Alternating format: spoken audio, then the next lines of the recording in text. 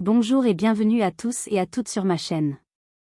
Votre relation amoureuse bat de l'aile, à cause de votre conjoint infidèle, de votre belle famille qui a la main mise sur tout, des problèmes financiers dus à une mauvaise gestion des ressources du foyer, d'un ex trop entreprenant dont la présence fragilise l'équilibre de votre couple, gardez le sourire. Ce guide pratique pourrait bien être la solution à vos problèmes du moment. Il regroupe 18 thèmes en lien avec les difficultés, habituellement rencontrés au sein des différents ménages, et contient de judicieux conseils, qui vous aideront assurément à y voir plus clair. Le livret est actuellement disponible en e-book, en version française, anglaise et allemande, et se vend au prix spécial de 10 €. Pour toutes les personnes intéressées, vous pouvez maintenant faire vos paiements, via PayPal, en lisant les indications écrites, dans le commentaire épinglé sous cette vidéo. Bonne écoute. 10e épisode. Le lendemain, Kendra retourna à la boutique comme à son habitude. Le samedi était déclaré jour de marché, et la matinée fut sans surprise, assez achalandée. Entre les grossistes qui venaient ramasser leur stock déjà emballé, et les mini-détaillants à l'affût des vêtements tendance qu'ils achetaient à l'unité, Kendra n'eut pas vraiment le temps de s'ennuyer.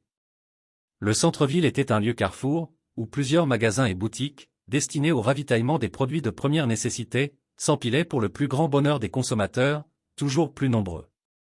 Kendra resta en mouvement pendant des heures, sans trouver une minute pour respirer. Elle travailla tant et si bien, qu'elle ne vit pas le temps passer. Malgré le fait que sa mère avait fixé une tête de ventilateur, dans un coin central du plafond de la boutique, la chaleur étouffante, finit par entamer son bel entrain. En milieu d'après-midi, une étrange sensation d'étouffement s'empara brusquement d'elle, et la minute d'après, la jeune femme fut saisie de vertige. Elle profita du petit moment de répit qu'elle avait devant elle, pour boire suffisamment, et s'asseoir dans la longue chaise, posée derrière le comptoir de caisse. Alors qu'elle essayait tant bien que mal de recouvrer ses esprits, elle s'entendit dire. « Madame ? Est-ce que tout va bien ?» En levant les yeux, elle fut bien étonnée de reconnaître son interlocuteur, et rétorqua surprise. « Monsieur Sédou ? Mais que faites-vous là ? Je vous croyais à la maison, avec Monsieur Oumarou et Fanta. »« Monsieur Haman m'a chargé de faire une commission pour vous. » Répondit-il poliment, en la fixant avec inquiétude. « Vraiment ?» répliqua Kendra perplexe. « Et de quoi s'agit-il ? Pensez-vous pouvoir me suivre à l'extérieur de la boutique ? » « Pourquoi devrais-je faire une chose pareille ? » questionna Kendra sans comprendre. « Que se passe-t-il ? » ajouta-t-elle méfiante. « Monsieur Haman m'a demandé de veiller sur vous, et c'est bien ce que je fais. Croyez-moi, vous n'avez rien à craindre. » dit-il d'un ton rassurant, en voyant le regard suspicieux de son interlocutrice. « Tout ce que je vous demande, c'est de me suivre, car ce qu'il m'a chargé de vous remettre, se trouve en dehors de la boutique. » Troublée, Kendra se leva tout de même, et essaya de le suivre, mais chancela en chemin, au point où elle serait certainement tombée par terre, si l'homme de main d'Abdel ne l'avait pas rattrapée au passage. « On dirait que vous peinez à tenir sur vos deux jambes. » remarqua-t-il, en la soulevant de terre, pour la conduire dans la rue. « Que se passe-t-il » interrogea une voix différente de celle de Sédou. Elle s'est évanouie. « J'ignore ce qui lui arrive. » répondit Monsieur Sédou à son tour, en faisant asseoir Kendra sur le siège arrière d'une voiture fortement climatisée. L'air frais eut un effet bienfaisant sur ses tempes, et la jeune femme recouvrit peu à peu ses esprits. En regardant autour d'elle, elle reconnut Monsieur Oumarou, qui occupait le siège conducteur, et Monsieur Sédou assis sur le siège passager, mais tourné vers l'arrière pour l'observer avec appréhension. « Que faites-vous ? Essayez-vous de me kidnapper ? » ?»« Non madame. Nous voulions juste vous remettre ceci. » déclara Oumarou d'un ton sérieux, en balançant sous son nez, une clé. « Qu'est-ce que c'est ? » ?»« C'est la clé de cette voiture. » En suivant son geste des yeux, elle aperçut une magnifique RAV4 garée en retrait, sur le côté opposé de la route, et regarda ses interlocuteurs, hébétés. « Je ne suis pas sûre de comprendre. Qu'est-ce que tout ceci signifie ? » ?»« Cette voiture vous appartient désormais, et cette clé est à vous. » »« Mais, je n'en ai pas besoin, et il faut que je retourne à la boutique à présent. » »« Je vous en prie madame. Si vous ne prenez pas cette clé, Monsieur Haman ne sera pas content de nous. » lança Sédou en interrompant son geste, pour sortir de la voiture. « Je vais l'appeler et vous lui direz de vive voix, que la voiture ne vous intéresse pas. Pour la boutique, ne vous en faites pas, Oumarou ira surveiller le magasin, pendant ce temps. » Avant qu'elle n'ait pu émettre sa désapprobation, elle vit Sédou lui remettre son téléphone, en disant poliment. Monsieur Haman est au bout du fil. Je vous laisse discuter. Choquée, Kendra entendit la voix d'Abdel au bout du fil, qui s'impatientait de n'avoir aucun retour de communication. Après une fraction de seconde, elle finit par demander énervée. Abdel. As-tu ordonné à tes hommes de me livrer une voiture? Oui ma chérie. Une RAV4. J'espère qu'elle te plaît. Kendra prit une profonde inspiration, afin de contenir la frustration qu'elle sentait monter en elle, puis demanda légèrement irritée. Tu ne crois pas que, tu aurais dû me demander mon avis, avant de faire une chose pareille? Je voulais te faire une surprise mon amour. De plus, Sédou m'a informé qu'hier soir, il y a eu des rôdeurs dans votre quartier. J'ai pensé qu'avec une voiture à toi, tu serais un peu plus en sécurité, lors de tes déplacements. C'est gentil à toi de te préoccuper de moi, mais ce n'était absolument pas nécessaire Abdel. Se rebiffa la jeune femme. Qu'y a-t-il Kendra? Demanda affectueusement Abdel. C'est la voiture? Elle ne te plaît pas? Si. La voiture est magnifique. Confirma-t-elle en soupirant de lassitude.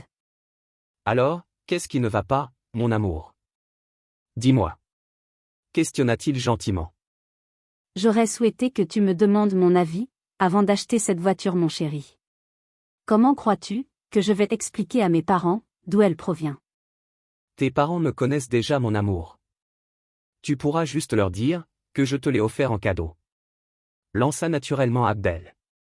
Pour le reste, tu sais très bien que ton avis compte beaucoup pour moi. Je ne t'imposerai jamais rien qui te déplaise ma chérie, mais le contexte actuel dans lequel nous nous trouvons, toi et moi en ce moment, nécessite que nous soyons très alertes et prudents. Mes parents ignorent que toi et moi nous sortons ensemble. Lorsqu'ils verront la voiture, ils poseront des tonnes de questions. Je comprends ta réserve Kendra. Mais je t'en prie, garde la voiture pour l'instant. Si à leur retour, tes parents sont contre le fait que je te l'ai offert, alors, je la reprendrai. Qu'est-ce que tu en dis? C'est d'accord Abdel. Je te remercie Kendra. Peux-tu me passer Sédou un moment? J'ai une ou deux consignes à lui donner. Bien sûr. La jeune femme sortit du véhicule, rejoignit les deux hommes dans la boutique, et remit le cellulaire à Sédou. Monsieur Haman désire s'entretenir avec vous. Pendant que ce dernier se mettait un peu à l'écart pour discuter plus aisément, Kendra s'attela à remplir les étalages vides. Plusieurs minutes plus tard, Sédou revint de nouveau près d'elle, et lui tendit le téléphone. Elle s'en empara perplexe, et répondit plus calmement. Oui allô. Kendra chérie est-ce que ça va? Demanda Abdel visiblement inquiet au bout du fil. Oui mon amour. Ça va très bien. Pourquoi? As-tu eu un malaise aujourd'hui? Devant le silence prolongé de sa compagne, il insista. Pourquoi ne m'as-tu pas dit tout à l'heure, que tu avais eu un problème de santé? Mon chéri, je t'en prie. Arrête de me traiter ainsi. Se révolta-t-elle. C'est vrai que j'ai fait un malaise tout à l'heure, mais c'est probablement parce que je n'ai rien mangé de la journée, et que j'ai reçu beaucoup de clients aujourd'hui à la boutique. Ce n'est pas bien grave, et je ne comprends pas pourquoi tu t'inquiètes autant. Ton rendez-vous chez le médecin est prévu pour quand? Mercredi prochain. Dans ce cas, je serai au nord la semaine prochaine, et nous nous y rendrons ensemble. Quoi? Mais et ton boulot? Ne t'en fais pas, de toutes les façons, je dois rencontrer monsieur Samir en urgence. J'en profiterai pour faire d'une pierre deux coups. Y a-t-il du nouveau avec l'affaire de Prince? Je ne saurais le dire. Les cambrioleurs qui ont été arrêtés à l'intérieur de mon domicile le jour du procès de Prince ont fini par nous communiquer une description détaillée de l'homme, de qui ils ont reçu leurs ordres. Avec son portrait robot, et le pseudonyme par lequel ces exécutants le surnomment, nous aurons un début de piste de solution pour résoudre cette énigme. C'est une bonne nouvelle. S'exclama Kendra d'un ton joyeux. Y a-t-il une chance, pour que l'homme désigné par reçoit Monsieur Toll? Non, et pour dire vrai, le visage de ce personnage ne me dit rien qui vaille. Mais qu'à cela ne tienne, aucune piste n'est écartée pour le moment, et mes hommes continuent leurs recherches le concernant. Mon amour, je t'en prie, reste vigilant et fais bien attention à toi. Supplia la jeune femme un tantinet angoissée, à l'idée qu'il lui arrive quelque chose.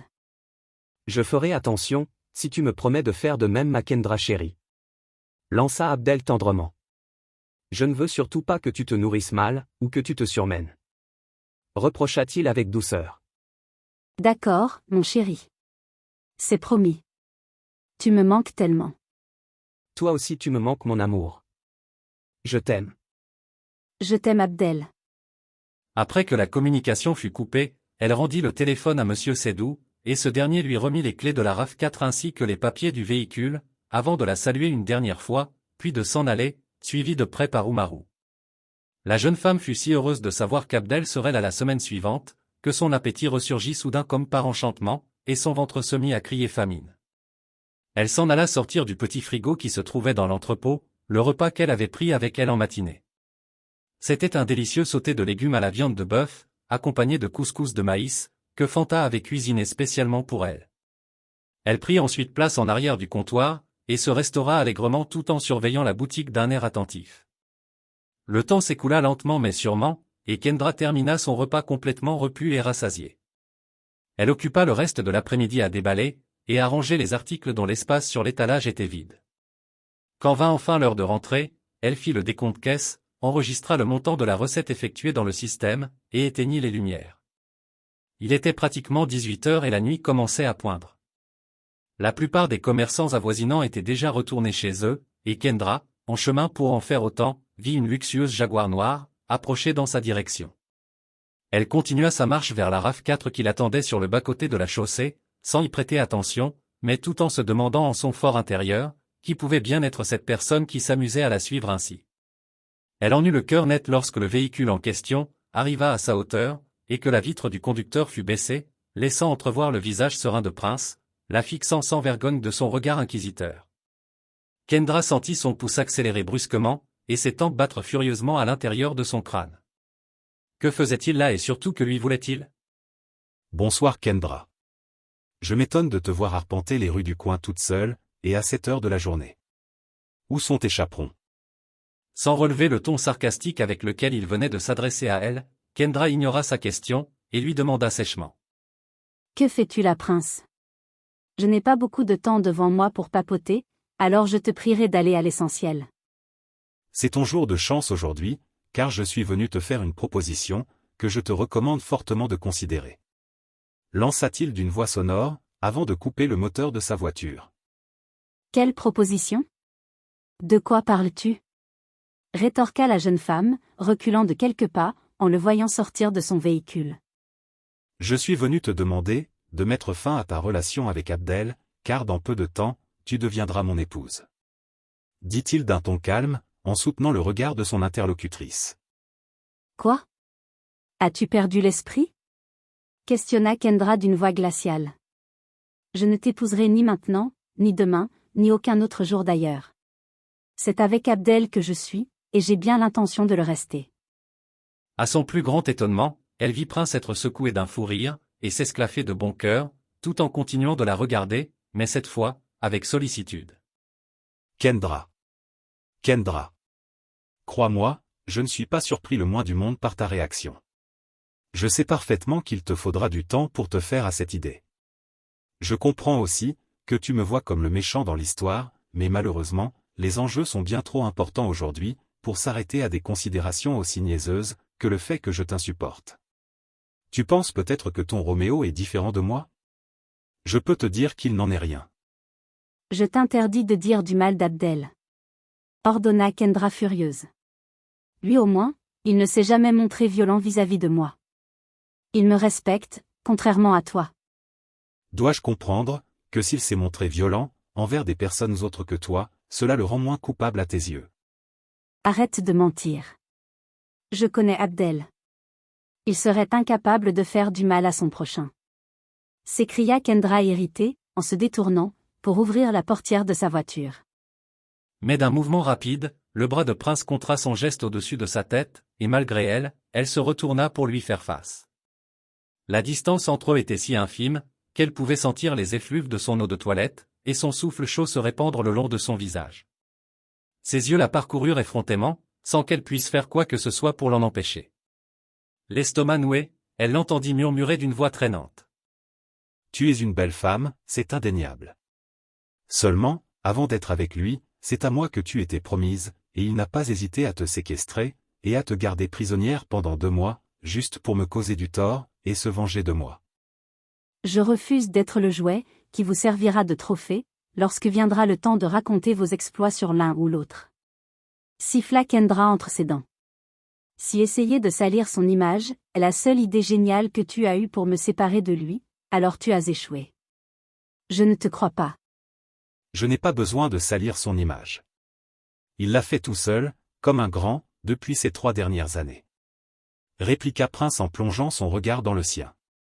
Il a été le bras droit de Monsieur Toll durant toute cette période. À quel type d'activité penses-tu qu'il s'adonnait, quand il fallait veiller sur les intérêts de ce dernier? Kendra blêmit à mesure qu'elle l'écoutait parler, et tenta de se raccrocher aux souvenirs heureux qu'elle avait partagés avec Abdel à cette époque.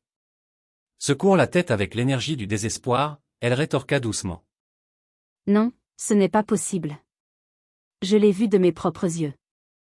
Il dirigeait une réserve et un campement, abritant les plantations agricoles de Monsieur Toll.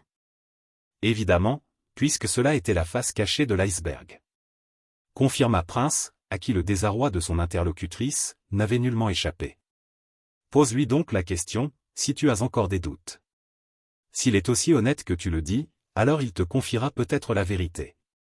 Je suis navré d'avoir eu à t'apprendre cette mauvaise nouvelle, mais je croyais que ton chevalier servant était un véritable livre ouvert avec toi. Arrête donc de faire l'hypocrite.